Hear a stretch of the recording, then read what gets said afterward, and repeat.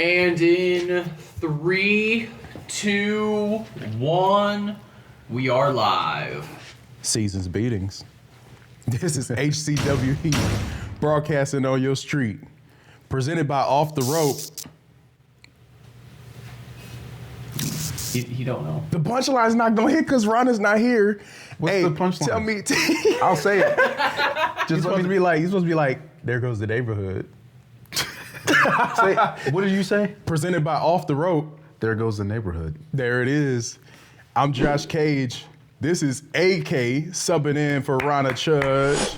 That boy is stuck in Chicago right now trying to get his passport, even though he's supposed to go to India in like 2 days. Make it make sense. Why didn't you do that before now? Anyways, behind the camera, as always, the lovely Justin Potter. Had to throw that lovely in there for you. A wonderful cat man back there with his Marvel hoodie on. Y'all, this is gonna be an interesting next, 5, 6 episodes? Yeah, because Ron was out of town for basically a month and a half. Yeah, he has abandoned us. He has taken his ship and taken his ball, and he has gone all the way to India. Yeah. You know, so maybe you'll see some virtual. But we're going to have a great list of subs, starting with AK. Today is the holiday special. There is no plan. This is no holds barred. We're sitting here. We're just going to have fun. We're going to wing it for the next hour.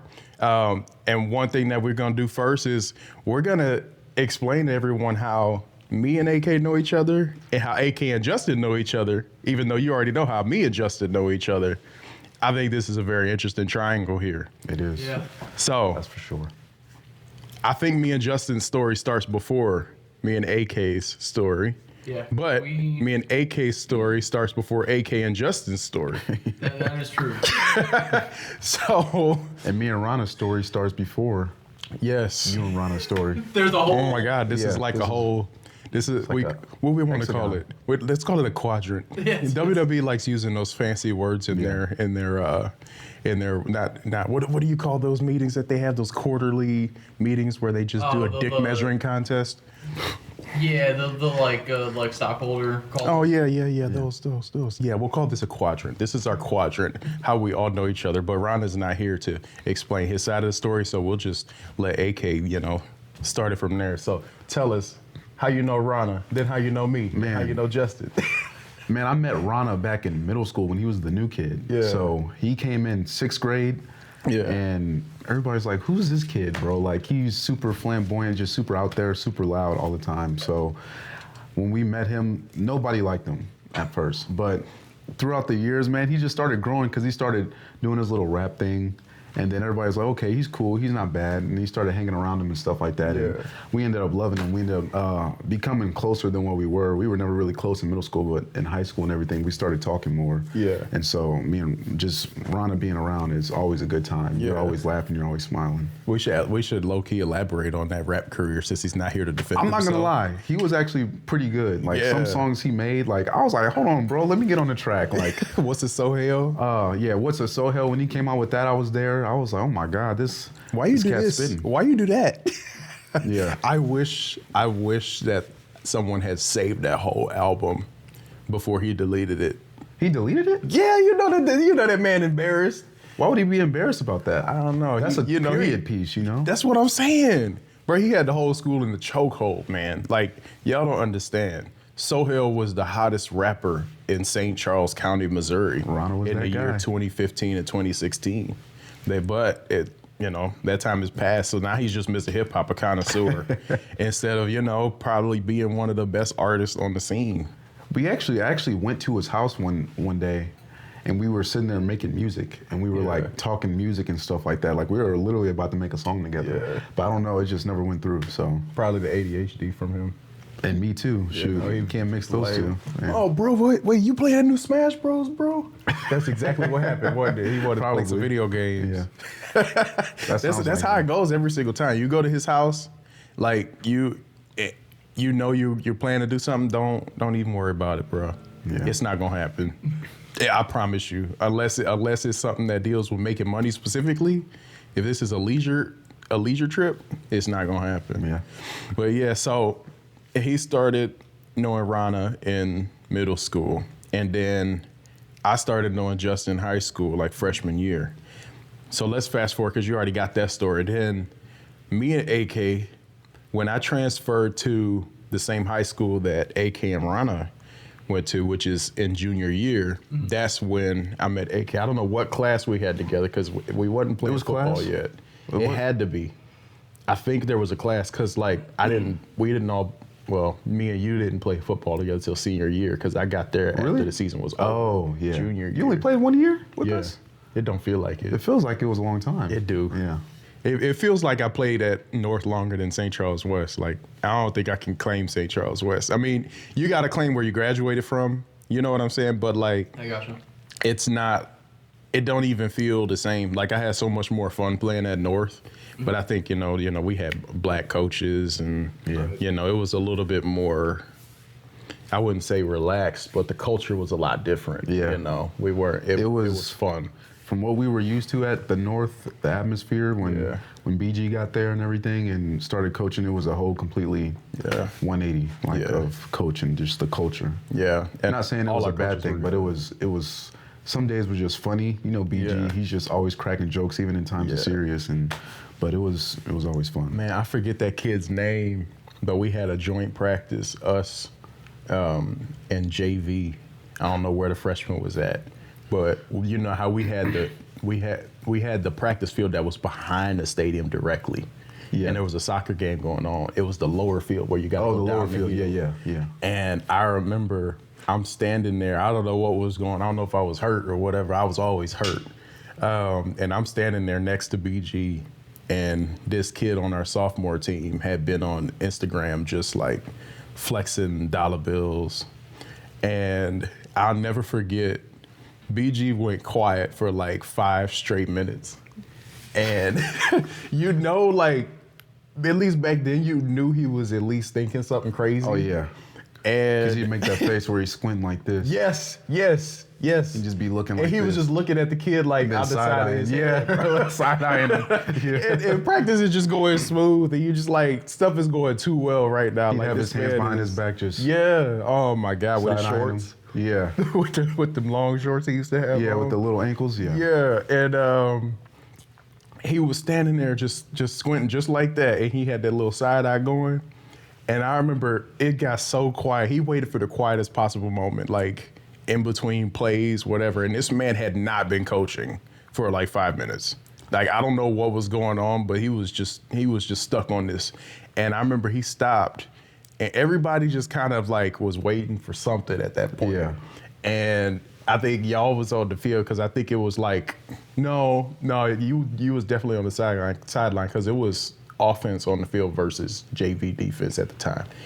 And this man stopped and he goes, "Why you was on Instagram last week with 5-1 spread out talking about get this money?" Who was the kid? I don't freaking remember the short? dude's name. Yes. Short, skinny dude. Was it Ant? His stepson? No, it wasn't Ant. It was not Ant, dude. It was a light-skinned kid that from JV, dude. Oh. I don't remember his name, but he was always doing something, though. So, like, it was one of those situations where it was coming. Was it Trey Pettit's brother? Trey Pettit had a little brother, short, light-skinned. Was he super skinny? He was pretty small. It might have been him. Because I feel like that's something he would do. I wish I remembered who it was, dude. Because, like, like I said, the kid was always, like, doing something. Like, he wasn't, like, always in trouble, but he was just always doing something that was, like... I forget his name, but I know exactly who you're talking about. Because he'd always be doing something stupid, and everybody's like, look at this dude again. Yeah, just on Instagram with one spread out, talking about get this money. Like, I will never forget that more. Like, BG has said some funny things and, like, some very memorable stuff in practice. But, like, that took the cake for me. Like, that was, we had fun playing football. We didn't win a lot. We should have. It wasn't a very good season, but it was so many memories. Yeah. Like, BG was a character. Coach Sterling was a character. I think my favorite phrase of BG was when somebody would make a little soft tackle. He'd be like, don't go lay in the bed with him. Hit him. Like... And that always took me out. I still say that to this day. Oh, man. I remember I wore my rugby shorts one time for the giggles, And this man sniped me and then posted a picture on Twitter talking about some Daisy Dukes. I was like, bro, come on, dog. Man. I'm like, don't get me like that. I got the biggest thighs out here, bro. Come on, man. Clydesdale legs. Literally. That man was Speaking out there of playing that, with me. when I first saw him, I'm like, dude, who's this dude who's built like he's freaking should be wrestling? Like, he was freaking built, just big, and I'm like, oh my God. Like, that was my initial thought of when I first saw Josh. But and then we got on the field and playing, and he played just like how he looked. I think we were all just. Yeah. I think we had so many good players, but like.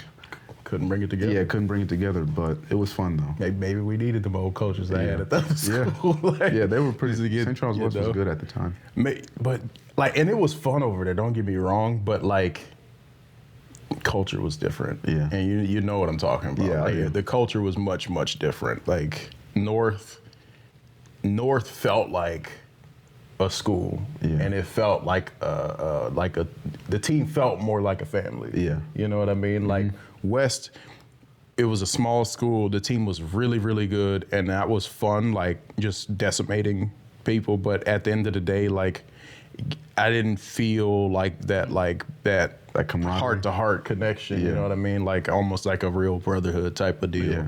North, 100%. That was like, in my opinion, like a lot of people didn't like their high school experience. I thought we had fun. I had a lot of fun in high school. I think my class would. Yeah.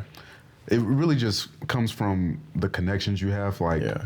all my football friends, we played football since junior nights, and Yeah. so that carried into high school. I feel like high school, college, any experience you have in life, it's what you make it. You just got to make the most of it. One of my regrets, though, is like not transferring when I had a chance to, because I had a chance to transfer to North before sophomore year, and I didn't do it. And I'm like, I should have did it, because I would have bought like a lot more time with these people. You know, I had a lot more connection with y'all than I did with the folks at West. And Yeah, there you was became nothing. Mr. Popular a little bit. You had a lot of Really? friends. Oh, yeah? Like super soon. I'm like, I remember, I'm like, how you know that person? How you know that person? But this Yeah. dude's always, that just happens when It was the clubs, like, Yeah. because I was football, I was rugby, and I was in DECA, and then I was also in publications, you know. So, and I was in theater. So like that's 5 different things already. Like that's a lot of different groups of kids. Like you got the smart kids, you got the emo kids, you got the jocks. Like I was all over the spectrum with it. You know what I mean? And then just like, I don't know. I just like to talk to everybody. That's a good way to be, though, friendly, honestly. you know. A lot of connections. That's a good way to be. Yeah, get more people like that. You might stop some school shootings. I'm serious. Yeah. You know, people start, loving on each other a little bit more. You know, maybe that one kid that don't have nobody can have somebody. You know what I'm saying? Or they just won't shoot you. Yeah. I like you. You're good to go, as they say. Yeah. I mean, well, I'll take it. Josh is the one that gets the text in the morning. Yeah. Don't come to school, bro. Yeah, you gotta tell me twice. I'm going to Waffle House, and I'm calling the police. I'm be like, yeah, somebody told me don't come to school in the year of our Lord 2016. I don't know what that's supposed to mean, but not Columbine 2.0. Anyways, so I think so we got that topic down, and then Justin, AK, give us a little rundown. I met AK 4 years ago now. Work. Just working at the theater. What was funny is back in those days, that's when you were working only like twice a month though. Yeah, that was when I was in college, so Yeah. I was just coming back, I think once a month or something like that, and working. And like the thing with AK too is he works like 6 jobs, so really he's just doing like 6 different things. Man's a jack of all trades. Yeah. But like anytime he was working, like we didn't saying that because he's anytime he's at the theater, he's the chillest one there. Yeah. Because he's been there like 10 years and he's seen the full spectrum of what actual business looks like. And like he's just not phased. Yeah. Like so this is the guy who works. He'll only work like the busiest days and just is unfazed while like all the new people are like sweating. That's because, man, with that theater, I was there when it was like at its busiest. Like when it wasn't the suite seats or recliners, it was actually stadium seating, so it'd be more seating, so more people. That parking lot used to be full, so I've seen it all to where the the butter pump exploded and got on 100 people. I've seen where the lines was literally past the pole, the ticket. I've seen it at its worst. So this stuff now is nothing to me, honestly. Man, just be chilling. This dude used to work when like 4,000 days were the norm, and now we're lucky. If we clear like 2,000 guests. We're probably making more money now than then with the different seating and all the food. Probably. You know. Yeah. We'd always just talking all that. Yeah. We found out we had a lot of common interests. Yeah. And then when it got to the point where we were getting to know each other a bit more, and then like actually like interacting on social media, just one day I was just like, I saw he was friends with you, and I was just like, and I straight out like the next day I was like, how do you know Josh? Yeah. And first he's like, Josh who? I was like, Josh Cage. He's like, oh, I went to high school with him. And I was just like, no, I went to high school with him. Yeah, I didn't know you. Well, I guess I did know that you transferred, but I didn't know you came from. I thought you came from like out of town or something like that. Well, so too. I also forgot he transferred because literally, I graduated the year he was still at West. Yeah. So I just went to college and kept going. I forgot that he transferred halfway through his year. Were you 2015? I was 2014. 14. Oh, okay. So he graduated right after sophomore year. Okay. Now, see, once you left, there was no reason to stay at West. Yeah. Now I'm just playing. Look, hey, everybody I went to West, I still love y'all very much. I'm just playing. I promise. Because we still talked and all that. Yeah. Obviously, I'm in college, so we were hanging out a lot less. Yeah. I hadn't seen Josh. Sohail had a party at the Gandhi Center. Thanksgiving 2022. I think it was around my birthday too. So that was the first time I saw you since like high school, and you were like, "Yeah, I'm married, kid, and everything." I'm like, "What the? Yeah, I must be behind." Now I got 3 kids. 3? Yeah. She only been Must be pregnant nice. twice. You got twins. Yeah. Oh, okay. I'm like, how does that math work? He's just that good. Yeah, I don't miss, brother. Hey, just out here, just not shooting blanks. You know, I gotta be careful around here, man. But to say with Justin, though, my initial thought of Justin, I'm like, man, this dude is working all the time. Like, I would see him at the theater, and then AK was there more as a customer than an employee. Yeah, that was more like, because also, since AK has like 6 jobs, he only stays in the theater to watch free movies. Yeah. Literally, I don't even know. People were asking me, you're still there 10 years? How much do you get paid? I'm like, dude, I don't know. As long as I get my free movies and popcorn, I don't care. For like the past year now, AK transferred to the bar. Yeah. I've never seen a bartender who doesn't care what he makes in tips at night, because he's just like, I don't. He said that new Avengers coming out, I'm already in there. If he walks out with $80 in cash, great. If he walks out with $20 in cash, great. I don't care. As long Your as I'm shifts getting don't be long, do they? No, but I really don't care. As long as I could literally work for an hour. As long as I'm getting my free movies and popcorn, I'm good. See, this is why men are so simple in life. You know, this man works for movies and popcorn. If they literally would tell me we're not gonna pay you, I'm like, am I still getting my free movies and popcorn? Yeah, then I don't care. I'm still getting my popcorn. Yeah, he'd still show up just so he can get his free tickets. Yeah, he's the only employee I've met where we could probably get away with not paying him. You I swear you could. Look, and you can not tell me. I admire the dedication. Yeah. Like that sound like something Sohail would have did. I don't know how he didn't. Like when you think about it, like we're just gonna stay here, bro. Sohail's been there 30 years. Yeah, Avengers 17 coming out, bro, and I got free ticket. And it's like just ready. About this one, he's gonna when he watches the episode in 2 days. Yeah. Now and then as soon as he gets back. Yeah. I'm gonna see his name on an application. Literally. You can be like, "How do you have time for this?" He'd be like, "Just 4 hours a week, bro.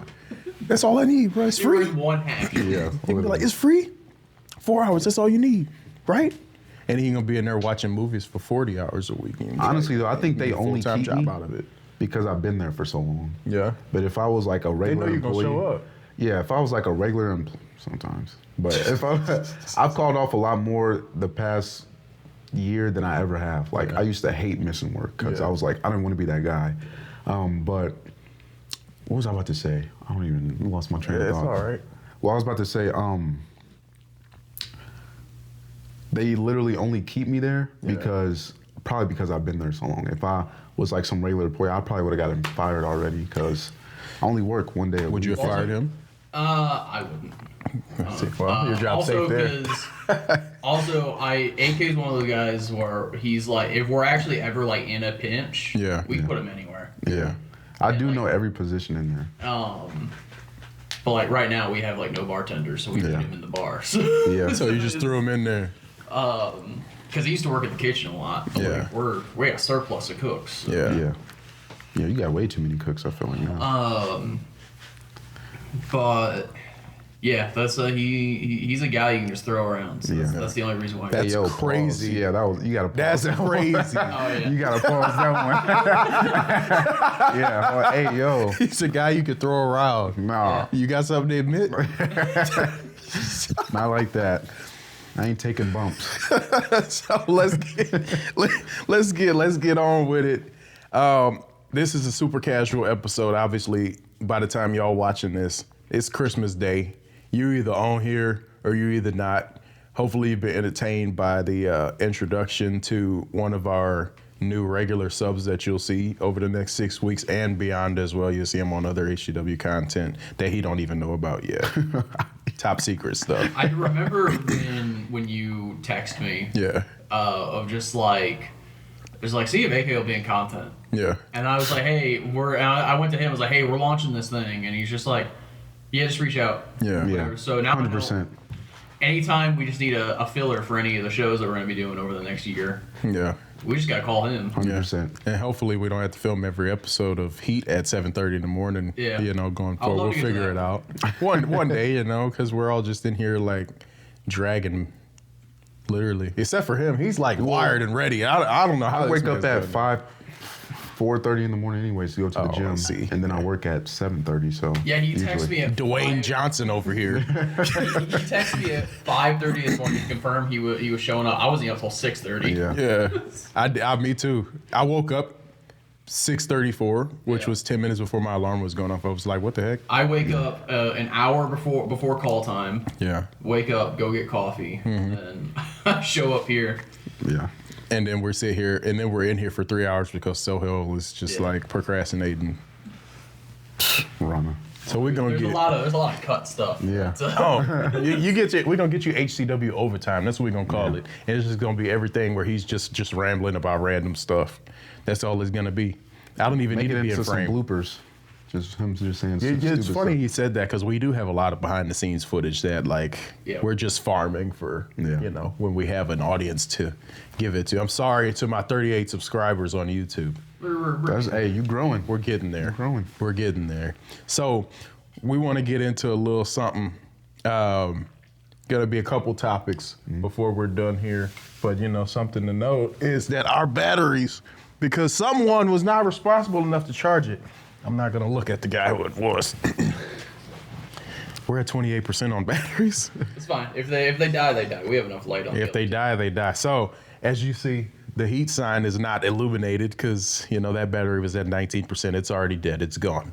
The other guys they're going down slowly. So this episode is just slowly gonna shut down. Like I said, this is just our chaos episode. This is the lights out edition. I'm sorry that this is your first one. The lights. I'm just happy to be here. Lights out. Well, let's call it that. Let's call it, yeah. Put a little edit. The lights just shut down. Just everything goes black. One thing I want to talk about is we're gonna get a little bit of what made AK a fan of wrestling back in the day, because that's something we did talk about a little bit in school. Was just like a little bit of random stuff, not a lot, but I know that at least growing up, you did watch some wrestling. So what hooked you, man? I think I first started watching wrestling around 2006, the second half of 2006, where King Booker at the time was world champion. I was watching a lot of SmackDown just because I think that I didn't have cable when I was younger. So it was on like the CW11 or something like that. Yeah, it was on Channel 11. Yeah, it was on CW11. And so I couldn't watch Raw, but I could watch the CW11. And around that time, King Booker and then Batista that's my guy. Yeah. Forever has been my guy, still my guy. He was real? always, but That's oh my crazy, God, the he's animal. one of my favorite all-time wrestlers. I didn't know that. He's my number one. Oh, come on now. So when he was on the scene in SmackDown, and that's when I started watching that era around WrestleMania 23. Yeah. That was a good time. Right before. Yeah, that's what I wish I was around back then. Man, that was a good time. Like, it got so bad for me. I was watching it so much. My mom would be like, "Hey, we're about to go to dinner," and I'm like, "But SmackDown's about to come on." And then she was like, "Do you want food or do you want to watch some wrestling?" I'm like, "Yeah, I'm gonna just stay here." I'm surprised your black mama would say, you ain't finna watch no Smack or you ain't finna watch no Down. Get in the car. You can get a SmackDown. That's what she would say. The black parents be like, be turning your hobbies against you. I was using them as beatings. I was getting left at home as a little kid because I just couldn't miss an episode of SmackDown. That's how bad it was. That's an addiction, man. It was an addiction. That's some therapy. Like, you know what's funny about that too? I first got an Xbox 360, and my mom got me the game. The first game I was playing on Xbox 360 was SmackDown vs. Raw 2007. Yeah, which is still my favorite. That soundtrack is classics, man. Undefeated. But she got me SmackDown vs. Raw 2008 on Xbox 360, and I played that game straight from 5 p.m. to 6 a.m. Yeah. No breaks. That man put a 13-hour shift in. What's crazy is I had the same thing, because my introduction to wrestling was actually to the video games first. And a buddy of mine brought down SmackDown vs. Raw 2009 for like the PS2, because I didn't have next gen. I didn't have the newer consoles yet. And like when he introduced me to that, like he left it at my house for like 2 days. And like for like over the weekend, I was like for the next 48 hours, I just learned everything. Cause I learned all the moves to the Creator Wrestler stuff. Because I would just memorize. Didn't they have like 1,000 moves in there, dude? Like, who's your favorite wrestler? Mine currently is CM Punk. CM Punk? Yeah. Has it always been CM Punk? As long as I've been watching, yeah. As long as I've known this man, he has loved him some CM Punk. What about you? That's a box of chocolate, ain't it? His changes, like really, it's very fluid. It changes. Yeah. Why? Because I'm not like so. I don't know. I'm not so biased to certain performers. Like, I don't have like necessarily like a heart connection for a wrestler, more so than like wrestling itself overall, if that makes sense. Like, I enjoy the game, I enjoy the. It's time to play the game. I enjoy the sport. Like, I enjoy the art form and the performance, and I appreciate the performers. There, so there's not really, like, I don't necessarily have a favorite, but I also don't have people that I'm like, oh, I hate that guy. I don't want to see that guy. When did you start watching? I like them all. 2012, January 2012. Well, that's still young. I was going to say. Santino Marella was on the screen. I was going to say, it's different now, I feel like, because now that you're older and more mature, you can realize what's going on. Yeah. Like, and you can see I feel like WWE now, and I actually like it, they get more behind the scenes. Yeah. And they tell you what's going on behind the scenes. Back then, it was all a mystery. You didn't know that when they're in, what's it called? Where they're right backstage, right before they go out. Gorilla. Yeah. When they're in Gorilla, they show you all the behind the scenes in that documentary on Netflix. You used to never see Gorilla, dude. That's what I'm saying. I didn't even know that was a thing until recently. So they want people to know what's going on behind the scenes, so they know. You can tell people they're heels, like they're just playing a role. Back then, oh my God, like when Edge and Batista had that rivalry, I freaking hated Edge, like with a burning passion. I'm like, oh my God, like I think I punched a hole in my wall because Edge. I think Batista lost. I think it was, I want to say Judgment Day, or Night of Champions at the time. And I'm like, oh, Batista about to walk all over Edge. This was right when Edge got drafted to SmackDown. I'm like, oh, he's about to kill this dude. And then he ended up winning, Edge did. Yeah. I'm like, this is BS. Like, actually, that's how deep intense it was for me. What would your mom say when you pushed that wall? She never knew until we moved out of that house. I put a picture frame over it. You got to put a picture frame. Hey, he pulled the Spider-Man, bro. I'm just imagining you're all moved out, you're ready to go, and you're just like, I got a fucking drywall patch in a half hour, and but my sister was always a troublemaker. Yeah. So I just said she did it, and my mom believed it. Crazy. I think Arian did that. I don't know. You better hope your mom don't watch this episode. She'll be all right. That's nuts. You got your sister snatched up for something you did over Edge? She was getting in trouble, bro. Edge? That's how. And then, what's funny about that? Adam Copeland? Yeah, we can say. I feel like if you told him this story, he'd think that's the most hilarious thing. Dude. Who, Edge? Yeah. That's how good he was at his role, Yeah. and I come to appreciate that now. As I'm older, I'm like, man, like him, Randy Orton, the Age of Orton, whenever that 2008 run, where they had the Age of Orton run, and the 08 and 09, when he went bald, and was burglarizing houses, or was it no? Triple H went up in his house, right? And then he threw him out the window and everything. Oh shoot, but that wasn't his house though. So, I realized that after the fact, but them like, that don't look like St. Charles. They played, it literally. I'm like, what house is that? Where do people live like that? But you just realize like how good they are at their job because they really made me hate them, and they're just playing a role. So, what is that? Does it say the? Well, we're in the end game now, but it says 10%. Yeah, man, dude. Yeah, so. It's funny because you say Batista, but that's something like I think you knew too. Like I did love Batista back in the day. I specifically remember because when we were getting into it, that's when a lot of NXT guys were coming up. Yeah. And I remember when Big E came up, you would not shut up about Big E. Really? Yeah, I remember back like you loved this man. You know, it's funny because he's like the first. He's one of the first wrestlers I ever met too. Like I went to a signing. I remember you would bring up the "I need 5" like all the time, bro, because it was great, that was dude. a great phrase. Oh my god, and the 5 count. Like think about it. Inside the bounds of wrestling, right? If you are so good that you make your entire gimmick on the fact that I bet you I could get a 5 count when I beat this dude. You gotta be the GOAT, right? You gotta be the GOAT one day. Like I'm just saying.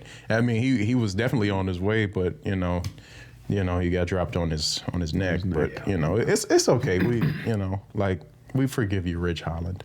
I think that's who did it, right? Rich Holland. I do think that is. Yeah, we forgive you. Whatever he's doing now, I don't know where he's at. Well, is he at NXT? Didn't he have or did he get cut? gnarly injury like 3 years ago? Yeah, I don't know. I don't remember. I don't remember. No, I think it was the other guy. It was like WrestleMania like 39, and someone's like knee exploded. Because it was whoever with Nakamura. The person whose knee exploded at 39 was Shane, when he got in the ring and started bouncing around. Remember that? Gave out I don't remember which night it was, but it was someone who opened the show. Because it was whoever was tagging with Nakamura. Oh man! Wow! Jesus, that was WrestleMania 38, and I was bro. I was at that show, right? And this was 38. He's been to so many. Well, I have been to 7 of them, but like that was the last one. Yeah. That's the last one I went to though. 38. I'm trying to go to Vegas. I should have bought the tickets last week when they had that flash sale for 30% off because tickets was too high. The tickets cost too much. So you had to end up pricing them at where they were supposed to be priced at in the first place. But we're going to get into that. But anyways, like that dude, so I had this lull, right? So COVID, like I did not like the Thunderdome. I couldn't do it. Like, so I did not watch Thunderdome era stuff. And then it came back in 2021. Well, I had gotten married and just stuff was busy. And then the Royal Rumble 2022 came and it's like, I wasn't not a fan. I just hadn't seen a lot over the last couple of years. Like I still would watch WrestleMania, SummerSlam, of course, but it was just a little bit more casual at the time because just I was doing other things. And I remember like 2 weeks before 38, my friends that like usually go, I was trying to make a decision if I was gonna do that, and I was like, you know what, like I'm going, cause next year I might not be able to go, and I was right, cause my wife got pregnant, right, and had the baby within a month of that WrestleMania, so it wasn't gonna happen, and so I was like, I'm gonna go, dude. I had no idea what the card was. I knew there was a rumor that Cody was coming back, but like I literally sat there and like I turned on the Raw before WrestleMania, trying to like catch up on everything. I still had no clue what was going on. I was like, shoot, like I feel kind of dumb because like I could have just been watching all this time, but then the show wasn't that good. So I was like, I feel kind of justified because like I'm not being entertained right now. I know I'm gonna have fun when I'm there, but like, what's funny, I had the same feeling when we went to Backlash this year. Yeah. because I'm so far removed from like what's going on in WWE. Yeah. Especially at that point, like, I really was not. Like the only thing I knew was I watched WrestleMania. Yeah. And like that was really it. Yeah. And I knew Cena was still heel. Yeah.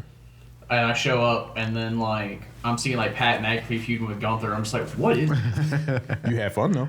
I did have fun. It was good. That's the nice thing about wrestling. Even if it's a bad show, you still have fun. Even though they only gave us 5 matches. Yeah, I know. That was also, I didn't realize, like, because I rarely watch the pay-per-views, I was like, paying this much for 5 matches? Yeah. Because at this point, I'd also, like, you know, I've been... Where were you guys at? That was It was at No, I mean like seated. seated? Oh, it was Like how far were you? I mean, it was like it was on the lower bowl, but we had like the cushy and you know where on the lower bowl, but it's like elevated a little bit, and it has like those big plush seats with the nice cup holders. I learned that lesson too. Like, don't sit on the floor unless you front row. Yeah, I learned... You don't got no cup holders, that, bro. Like, I knew that just from watching it on TV. Yeah. I remember I did floor seats last year at a Collision show. Yeah. Man, it was like, the tickets were really cheap. It was like $70 for floor. That's what I love about AEW. And I was like, you know what? Because we were going with some friends of mine who, and so like she had never sat floor before. I was like, all right, let's do this at least once. Because I've sat floor on like, I remember like one year we went to NXT back in like 2016. We were both on floor. Yeah.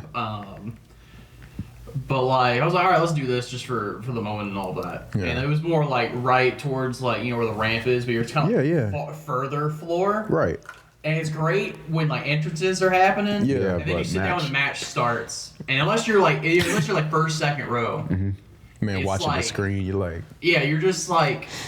AEW is a smaller venue though, ain't it? Yeah, because they do run smaller venues, yeah. Okay.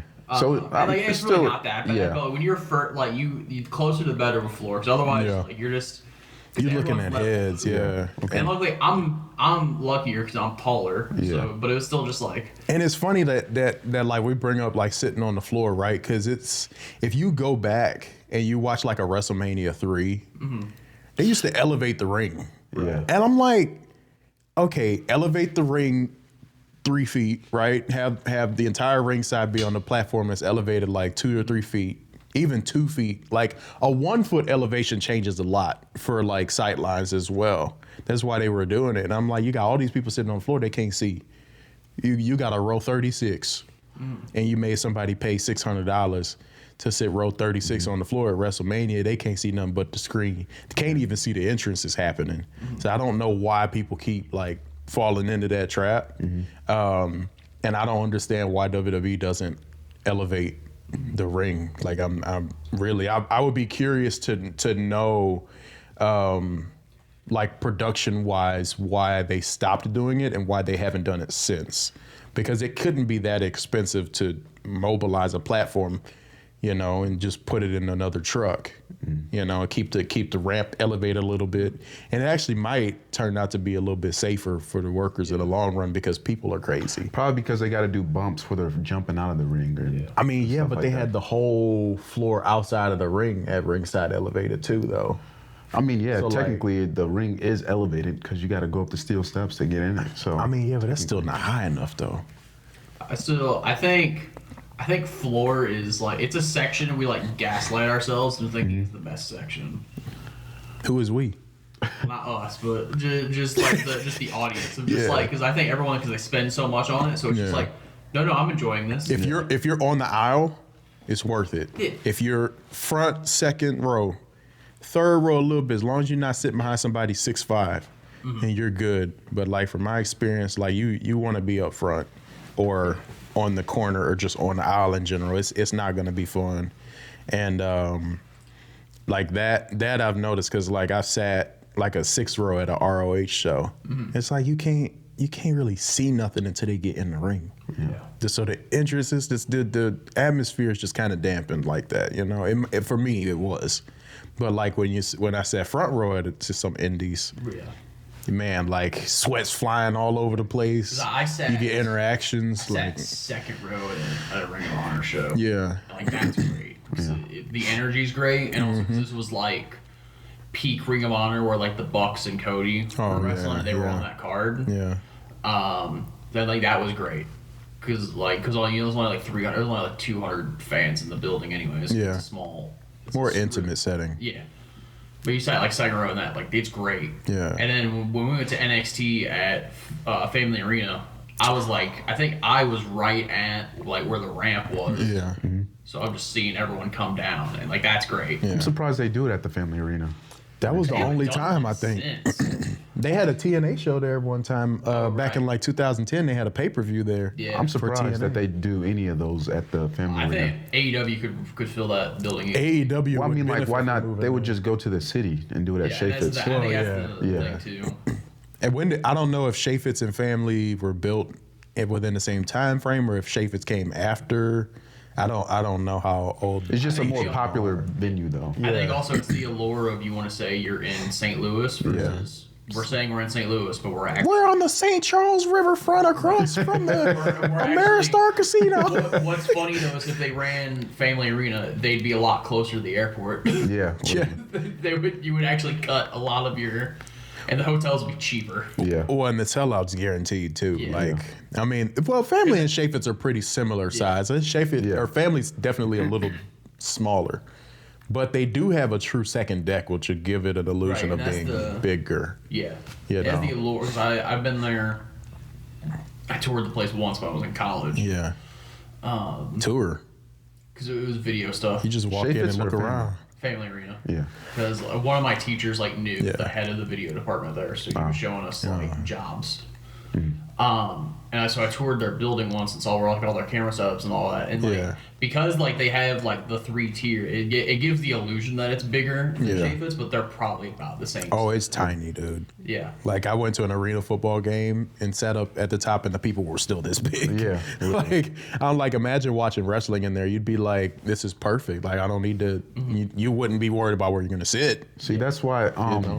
There was a house show in Cape Girardeau. Yeah. At the Show Me Center. Yeah. And I was like, man, I wish they did this in St. Charles or something like these house shows, because those are, but they do it in the smaller cities. Yeah. I guess. And that house show, it was like, I don't know, the Show Me Center is significantly smaller than the Family Arena, but it still gives the illusion that it's a sold out crowd. I feel like AEW would sell out that place easy. Yeah. Because a house show for WWE was sold out, and it was no matter where you sat, it was like close, and I loved it. Yeah. Yeah. I love a small and intimate setting for wrestling. Like for all the indie shows that I've gone to, the ones that have kind of stuck with me the most are the venues that couldn't hold more than 1,000 people. Yeah. Like out of all the wrestling I've been to, whether it was 100,000 at WrestleMania 32 or a couple hundred, I love the smaller setting. Like if you've never been to a wrestling show, like if you start with an indie show or a house show that's in a smaller scale arena, like what we're talking about here, you're gonna have a good time, and you can kind of work your way up. If you got the opportunity, just go to Raw or a PLE as they call it, or a wrestling, just go. But if someone's like, yeah, I'm going to this little indie show, man, you better go. Yeah. You had a time of your life. You might make some friends. Seriously, it'll be a lot of fun. Also, do some research on the promotion first, because some of them are sketchy. There's one local one. I'm not gonna name it because the guy owes me money. You don't want to name names? No, I don't want to name names. Why not? I don't want to start. I don't want to start shit. But want to be starting something. And we have friends who have worked for this promotion. But they don't know who our friends are. So I only showed up because our friend Zach asked me to film his match. Yeah. Oh, he loves talking about this, so we're going down this rabbit hole, aren't we? He asked me to film his match. I was like, yeah, I'll do that. I go down there, and then the promoter's like, you want to film the whole show? And I was just like, sure. I'm already here. They pay you?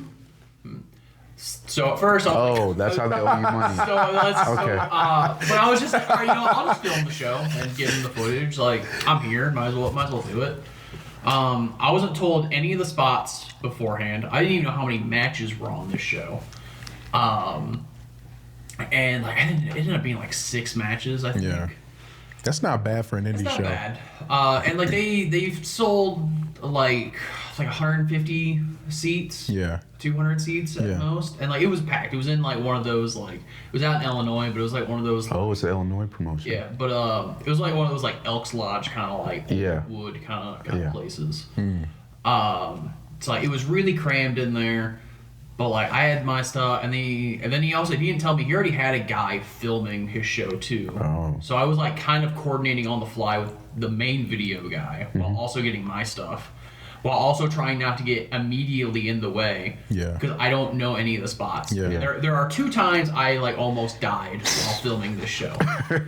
I would love for like to have your POV of like from the camera of you just dodging. The first time there was a 2 out of 3 falls tables match. They didn't tell you about this.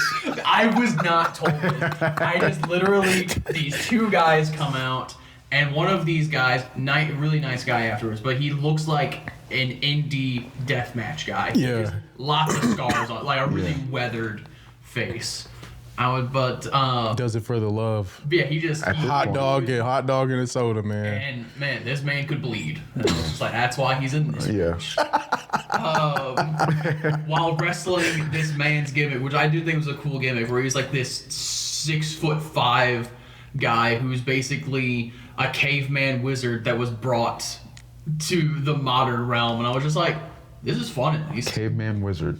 But like literally before the match starts, they're pulling out tables from the ring. I was just like, oh. I love the visual. And they're not like WWE tables. Like there's bits falling off from the tables as they're setting up. I was just like, oh, they just like went to the junkyard and just found 3 tables. So I'm just like, I would love to be in your shoes in that moment of like what you're thinking. So they're setting them up, and like I'm trying to keep my distance. Yeah. And there's one point I'm filming kind of in the corner, and dude gets thrown into the first table. Table just explodes, and shrapnel is flying at me and the camera. And I was just like, it's 3D. I was just like, I'm about to die. So then for the rest of the match, I'm like keeping my distance. And then the 6'5" wizard guy wins the match. He gets really in my face and like sell into the camera, which that was like really cool. Yeah. I didn't coordinate that at all. Yeah. And it turned out it looked really good. Second time though was the main event match, which was a wrestler I know you have opinions of. That's very local. What's his name? Her name. What's her name? Oh, you know which one I'm talking about. Tootie? Yeah. Well, me and Tootie trained together under Elgin. She's sweet. But it was I her. did, yeah, for a while. And then an old WWE performer by the name of Jazz. I don't know if you remember. Oh, I know Jazz. She was from New Orleans. Yeah. You know, build from. Yeah. You know I know all the New Orleans legends. Yeah. Come on now. But it's those two in the match. That's a good match. But there's one point, Jazz Irish whips Tootie to the ropes, and I thought she was just gonna bounce back. About a split second, I realized she's not slowing down, and it's going to go through the ring, and I'm right at where she is. I have to make a split record second scratch. I have to make a split second decision. Probably wondering how I got here. To move out of the way and not die a second time. Do you have this footage? Somewhere. God, I wish you had it like readily just like available. I'll go through my archive.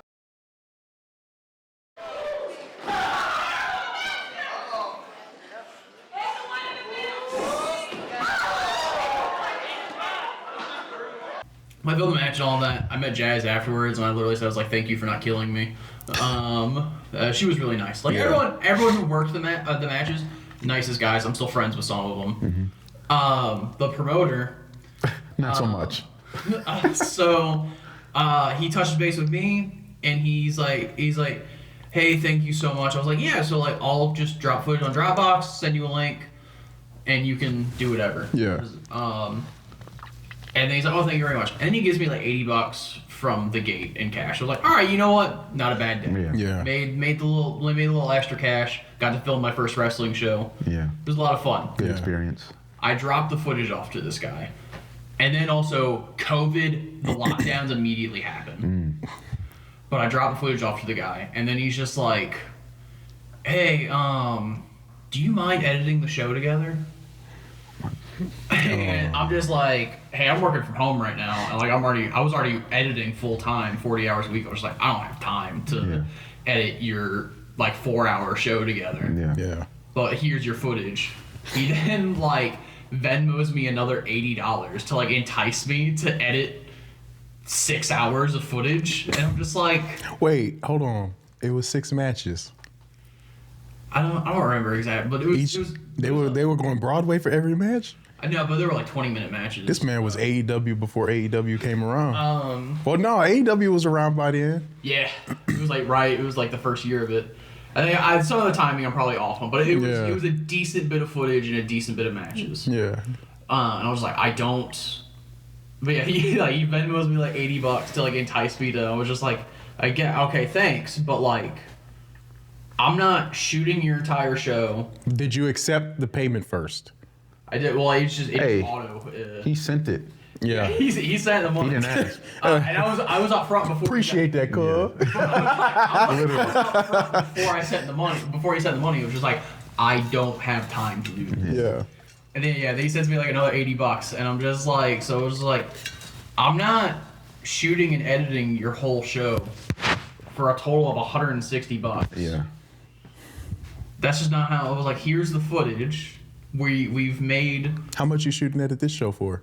This is for the love of the game. Yeah. That's the difference. Josh and I know each other a long time, so he gets the friends and family rate, which is when I have time.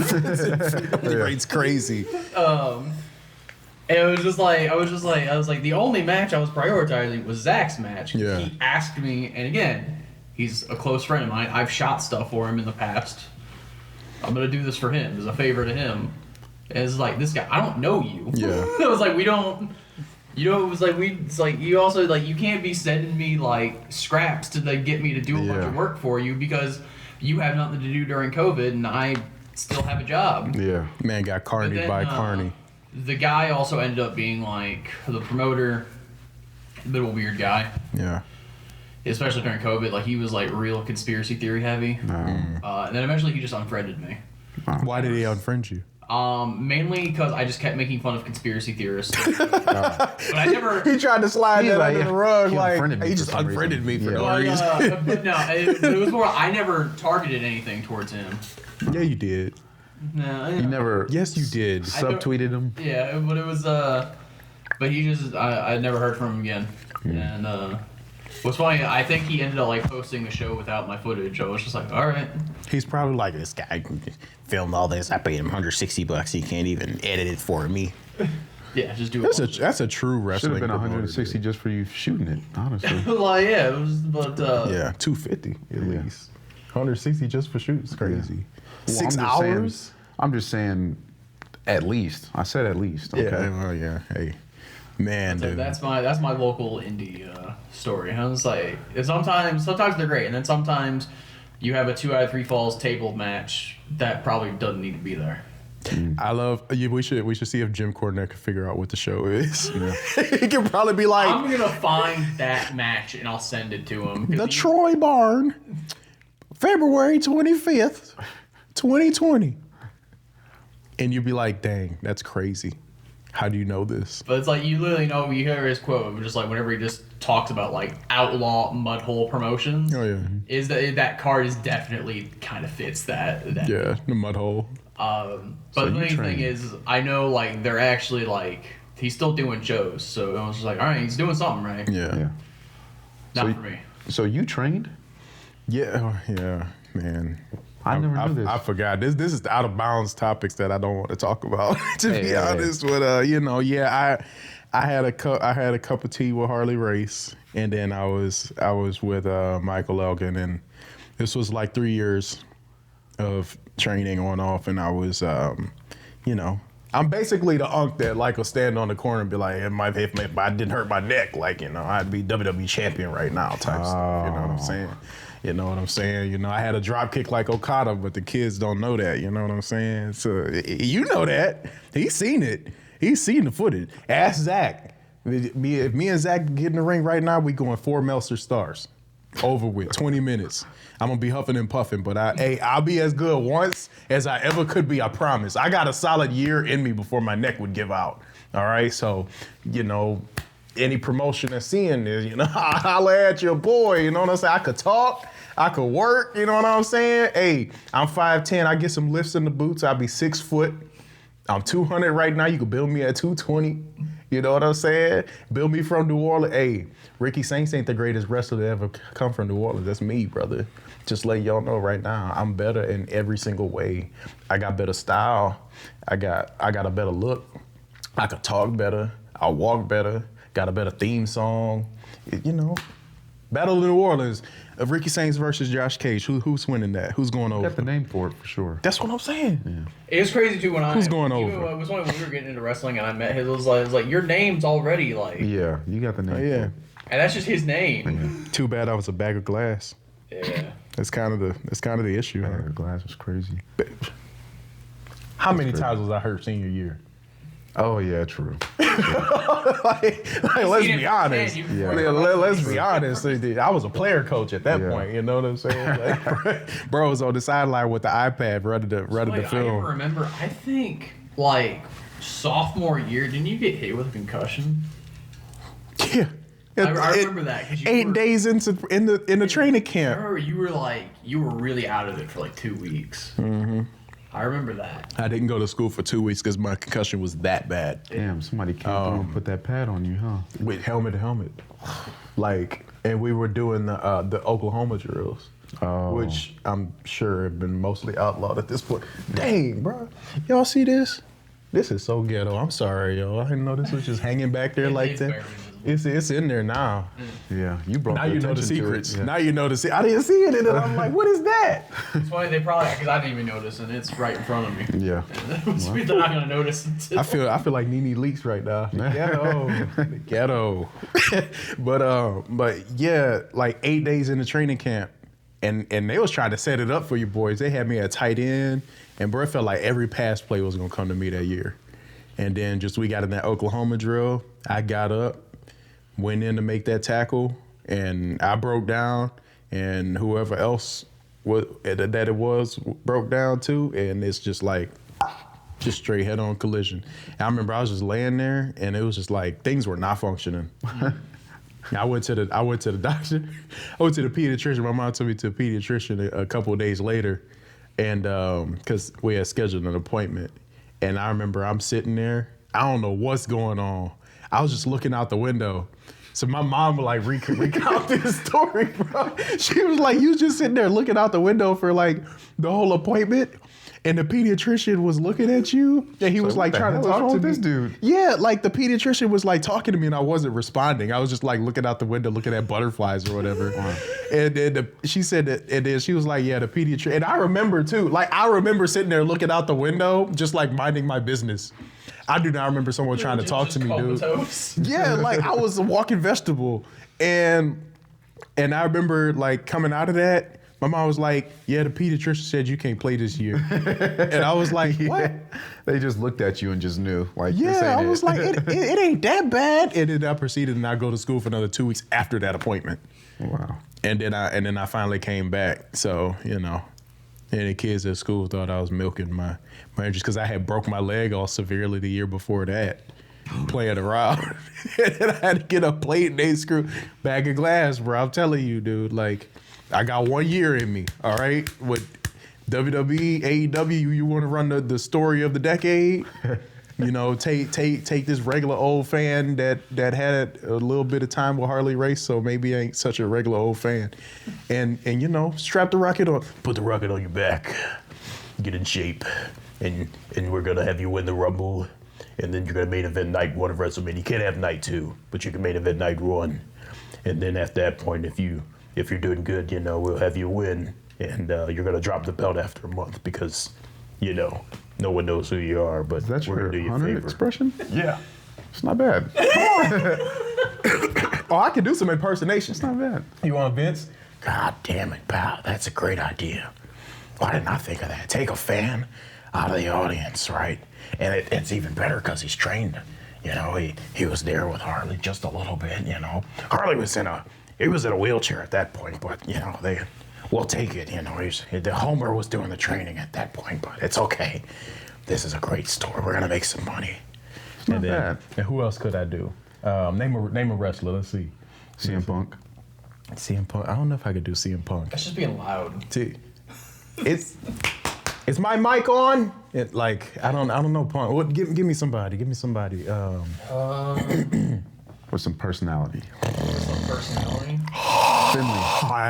You Hulk Hogan travel to WrestleMania. Y'all remember that guy? You know the Ultimate Warrior, dude. Come on, dude. I know it. Go watch that promo. Go watch that. Who else would have got? Tell if you're doing Warrior or Goldust right then there. You breathe, Yeah, Goldust. Who else could? Who else got to do? Who else got to? I told you this episode's gonna go off the rails. At any point, these lights are gonna shut off. And then that's gonna be the key. Who else could? Who else could we do? Who else? Give me somebody. Come on, y'all. Give me somebody. King Booker. King Booker. Oh wait.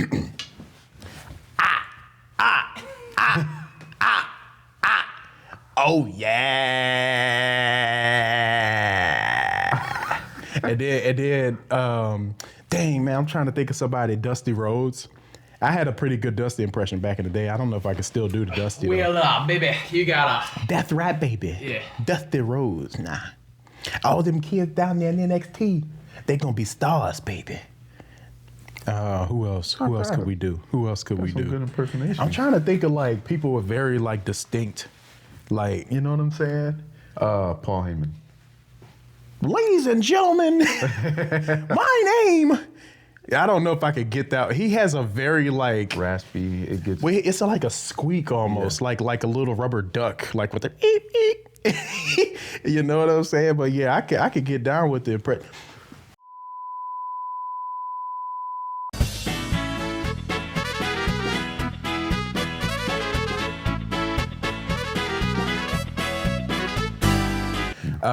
But yeah, so you know, wrestler impressions. I could do a lot. I could do a lot of different people. But like we so off topic. I'm trying to like get back on the train rails. We've hit an hour, so we hit an hour. We're wanting to. Well, I do want to talk about something. Yeah. Going forward into 2026, what do y'all want to see happen like in wrestling? Like it could literally be anything, any improvement, like something with the business aspect, like fan stuff. It doesn't necessarily have to be story wise, but like if you could take one thing or two things that you would want to improve, what would you do? Justin? I get ticket prices down. Come on now. Yeah, that's really. So you could go? Yeah, because I'm not. Where are they at right now? I'm not paying $200 to go to SmackDown. Nosebleed. Yeah. Oh, and their nosebleeds too. Yeah. Back row of the building. Yeah. I ain't gonna lie. My first Raw show was the last seat in the nosebleeds. Yeah. It wasn't a bad show, but you know. I feel like everyone should have their initiation in the nosebleeds. For sure. You know what I mean? You like work your way down. You know what I'm saying? Because like the excitement of being at the show in the first place is kind of fun. So yeah, you know, I feel like our first show we went together. Like we didn't have like crazy seats. That's the cheapest ticket, 200. It's probably like 100, but it's still like the cheap seats are like not that cheap anymore. On the day that they released tickets for Backlash, before Ticketmaster and their shenanigans with the dynamic pricing, the cheapest ticket was like $100. And it was behind the stage at the top of the building in the last row. Outside in the parking lot. Yeah, like for real. Like the cheapest seat for WWE used to be like it used to be cheaper than the cheapest ticket for a Blues game. Yeah. And now it's not. It's the complete opposite. Well, it used to be like $20. Because I can go to a Blues game, like 2 tickets, and it's going to cost me like $70. Yeah. Well, that's because the Blues ain't no good. Well, Blues tickets are still pretty pricey. Yeah. That was on resale. Yeah. But now like the cheapest ticket for a WWE show is like $80 for one. Yeah. That's because they got all these stars that they got to pay, and these stars are demanding. That ain't why. And That's then, hard. demanding But money. then, like, versus like Roman Reigns should be making $50 million a year with the ticket prices they charge, but he getting what, Is he not? 15? yeah. Yeah, So then I was he like, ain't getting the money he should be getting. Because, like, when I go to AEW shows, I do not spend that much. Yeah. Or I once, like, sat section, like, 130, and I paid $40. Yeah. How much did we pay for Wrestle Dream? It was like 70 each. Because the pay-per-views are typically a bit more expensive, which is how every... Yeah. But we were sitting in the section right next to the Hurricane. But, like, it's like, what, $70 a ticket? I think? Yeah. And with great seats. Right next to If you Hurricane. had the equivalent of Enterprise at WWE, we would have paid, like, $250. Yeah, on release day Yeah. if you've gotten line early enough before the dynamic pricing. If we bought it's day, it would have been crazy. like $350 to $400. Like, it's... Yeah. WWE's pricing is nuts. I mean, like, so last week they put on Instagram, or I guess social media. I only followed on Instagram, but they put on Instagram them in Allegiant Stadium. They was like, "Oh, for 30 hours only, it's a 30% off sale. Use code WWE Holiday." And I'm like, man, the last time y'all was selling WrestleMania tickets off like this, Vince was there, and the product wasn't good because they was doing like me plus 3 packs back in like 2019 or so. And I'm like, if you're at that point, it's time to start lowering it down, because people were responding. They're like, oh yeah, well, see, that's because it's too high. Like, you selling tickets that nobody can afford, and now you mad because you can't sell it. You're not catching up. The product ain't good right now. Yeah. I mean, I'm not gonna say it's horrible. Like, there's enjoyable things about it, but like the product ain't that good right now to justify Right. $3,000 for some risers Well, to sit like, not even on the floor, dog, Yeah. for 2 nights. $3,000 a person. Well, like the most expensive package I saw they're offering for WrestleMania. It's like $45,000. It was 70. It was $70,000. Which was like, but it got you like 2 floor seats to Mania. I don't give a flip what it give you for $45,000. I could go to school for $45,000. Buy a brand new car. That's what I'm saying. You can put a house down payment on a house. I was like, it's like literally, I would have to like not pay taxes for 2 years. That's what I'm and saying. save every last penny and just not pay my car and rent. And, Oh, that's okay. No, they offer installment plans. yeah. But I was You just can like, do it I in was 4 looking- payments. But I'm sure the way they justify I'm it. serious. You can do it in 4 payments. $20,000. Yeah. Yeah, I'm like, oh yeah, let me get that installment. And let me just get that $10,000 I had sitting in the back for you. Yeah. To go watch some wrestling. Yeah, get my finance plan for Mania ticket. I'm like, look, I would love to have the money to just be like, yeah, whatever, here you go. But like, even if I had the money to be like, yeah, here you go, I'd be like, Even, damn. still, Yeah. 'cause Like, even, really? what you're getting, because like, yeah, it was like, because their package was like floor seats, Meet Ric Flair or something crazy like that type of stuff. like Stuff, the yeah. meet and Meet and greet greets. stuff, photo ops like in the ring, Yeah. Brother, 5-day passes for like the convention they do. no, But it was just like, listen, $40,000. I better have a pre-show match on WrestleMania. Yeah. I wanna pick my entrance music. I wanna put on some gear. I wanna go through makeup. I wanna train for a week, and I wanna have me a 4-minute match But it's just like with I could- somebody. I'm rolling around with somebody. Yeah. You better go find somebody back there. $40,000. Undertaker better choke slam me or Yeah, something. through a table. That's what I'm saying. That's crazy. Yeah, 40,000. That is a little excessive. I do. So I was like, I could find Super Bowl tickets Yeah. cheaper than that, Oh yeah. and yeah. fly down there, Yeah. Oh, and stay. and stay And eat. and like, yeah. And get merchandise. And maybe even get a field pass. Yeah. 40,000 is nuts for anything. For wrestling though. For anything. Well, also not like the For literally wrestling. wrestling started Yeah. as a circus show for poor people. Like that's same thing with movie theaters. Like it started as like this is entertainment for the common man. Yeah. Yeah. It's meant to be cheap and accessible. and you're charging a premium for make believe and tights. Yeah. But you bring up a point that makes me think of something. Wrestling has truly come full circle. What started as a scam, now that Ari Emanuel has gotten his hands on it, has once again become a scam. Yeah.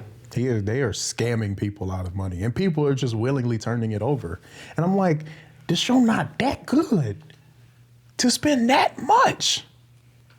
Like, if this was like WrestleMania 40, the build to WrestleMania 40, if we were still getting it every week, then I could say, all right, yeah, well, I can see charging. But like, we haven't had that in 2 years. Right. And we've been in a steady decline ever since. Yeah. Make it make sense. And they've squeezed everybody out the booty hole for every penny that was in them. And now they're trying to clinch even harder because people ain't buying the stuff now, right? So now you're having a 30% off sale. But the smart folks are going to wait until the week and the day of, because they're just going to release tickets next to our camera and charge you $300 for it each night, which would be like $600 total dollars. And you're going to be at WrestleMania while some other folks paid $10,000, $15,000, $20,000 to take their whole family. Nice.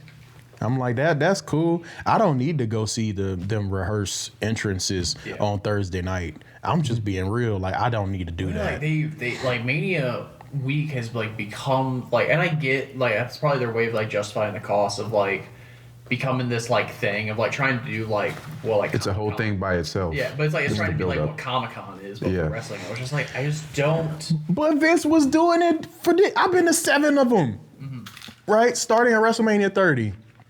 It was the same thing then. Right.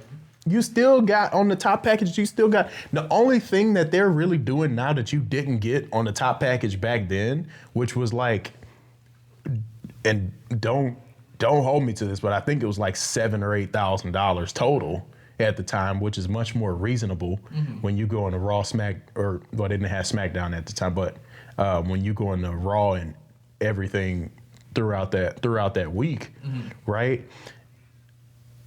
The only thing that's different is that they let you come in early and look at the stadium during the rehearsals, and then you get to like walk the ramp, take a picture in the ring, and go in gorilla position and look around.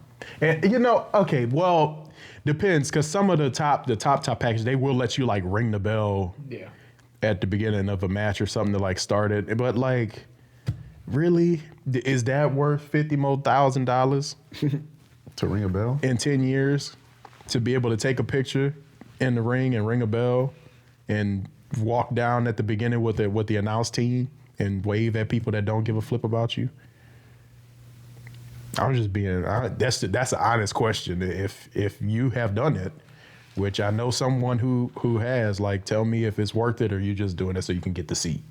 Well, it might just be the experience thing. Some people might just have the money and can spend that money. So but it's for the experience. But for the average guy, if they got it, I mean, if I had it, I probably wouldn't, just because I don't think it's worth it. But some people got it and think it's worth it. They live for experiences and not prices. But see, me, if I have that kind of money, me being me, I'm getting a suite for 2 days, and I'm flying all my friends in.